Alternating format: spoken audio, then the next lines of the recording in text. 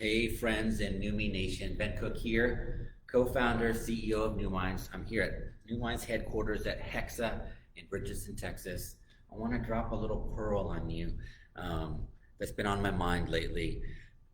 On the topic of resilience, on the topic of grit, because if there's one common denominator to every great success story, from the micro to the macro, it's resilience, right? You know, you could win the lottery, you could be born into a family of gazillionaires, that's true. So there is the element of luck in the universe. But there's one thing that we've learned, and that is that persistence pays. You have to do the right things persistently and consistently to get results. Okay, right? We all know that. We've all heard these tropes, but it's hard. It's super hard. But this past year, I really got deep into this book called Atomic Habits by James Clear. And there's a principle from that book about resilience that just light bulbs went flashing off for me. I wanted to give you just a little taste of it, okay? So take a look at this chart, this XY axis. So we got time passing here, and we got results. Now, anything we want to change in our lives, new habit, whatever goal we want to achieve, so X, insert, that's going to be your X, right? I want to improve in area X, okay? So we start a new habit, right? And so in our mind, this is how we think it needs to go. Over time, we know we can't get these kinds of results right away. We understand that intellectually, that it's going to take some time. So this line is roughly how we imagine progress is going to happen, right? So that's the expectation kind of going into it. We set these new habits, we set up a new system, and these days that could be anything. That could be like in your little micro pod that you're trying to manage the educational environment right now. Maybe you're putting these new systems in place to kind of wrangle those kids and feel like you're making some progress, and this is how you're imagining. You implement that new system, you've got these new habits, the rules are in the house, and you think this is going to be your trajectory of progress. But James Clear has done this brilliant job of kind of dissecting the actual unfolding that happens when we develop new habits. And here's what happens. It doesn't follow this trajectory exactly. It goes something like this, okay? It's a little bit slower than we think it should. It's a little bit slower, but guess what happens eventually is we do crisscross that line of expectations and we exceed expectations. So that line would kind of go like that, right? So this line here is what we think should happen.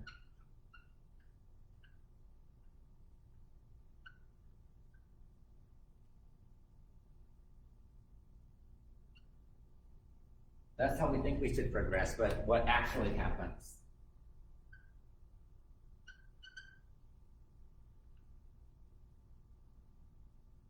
Okay, that's that line. And James Clear has this brilliant term for that disconnect, for that gap. He calls this, actually I was gonna grab green, but I should grab red. This gap here between expectations and actual is called the valley of disappointment, right?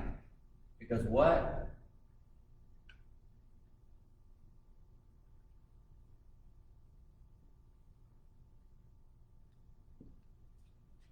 what's going through our minds right now? What's our emotional state when we're in this space right here? We're so disappointed, right?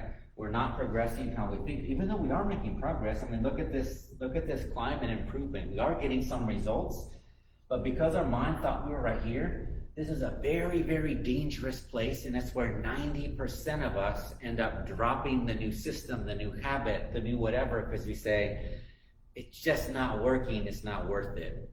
And whether we deflect that blame onto the system or onto ourselves, it doesn't matter, because what happens is we just sort of like disintegrate. Entropy kicks in, we give up, we lose hope in the system, when if we just would have held on for that much longer, we could have gotten those results that we wanted. It's kind of like the old sort of fable or cliche about the acorn, right? You know, that acorn is gonna be an oak, but if we give up on it before it breaks ground, it seems so dark, right? But when that acorn seedling finally does break ground, then it's like out into the forest floor and it sees the air and the sunshine and whatnot, right?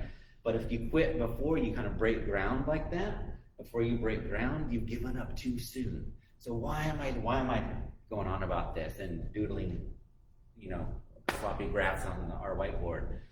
Because we understand this. We spent a long time, in this space of productivity. In particular, in terms of kids, like how do you help kids get motivated and build the kind of resilience that's going to be a lifelong character trait? And that translates to adults, to teachers, to leaders as well. And so what we have cooked into our upcoming NuLife refresh, link in the comments right here, or not in the comments, I think I posted it right there in the post. On Friday, we launched a 7-day free course. We're going to cover and tackle all kinds of topics, including this concept of resilience. And what we're going to do, is give you some specific tools to navigate this space right here. When you do feel like you're walking through the valley of disappointment, what can you do to maintain that grit and resilience and kind of keep the eye on the prize and keep pushing through? We're going to give you some real specific tools in the refresh. And what does it feel like when you have demonstrated that grit and resilience and come through over here? You've done it before, at least sometime in your life. You've had that feeling. So think back, draw on that feeling. I know how it feels for me is, there's a sense of accomplishment, there's a sense of relief, and there's a sense, here's what I like the best.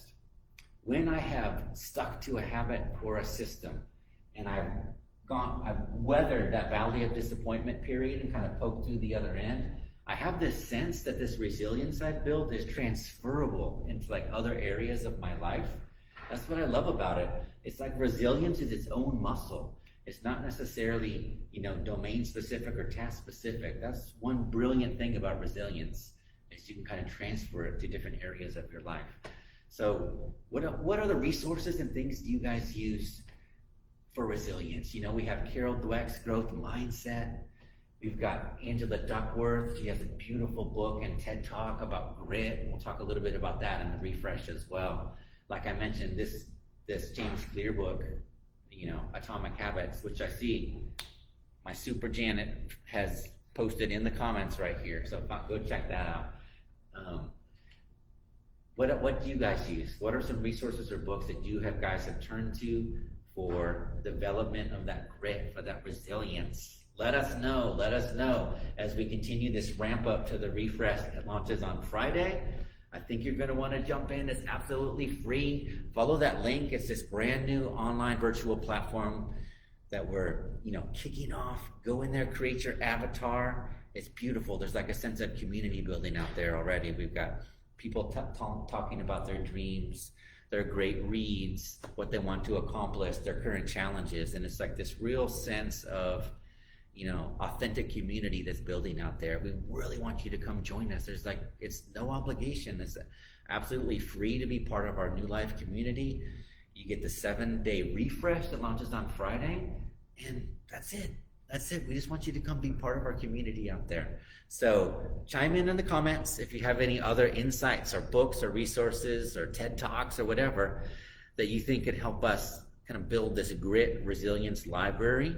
And in the meantime, we're going to keep getting ready for the refresh with some more resources and specific tools for you to navigate that valley of disappointment. All right, folks, happy Monday.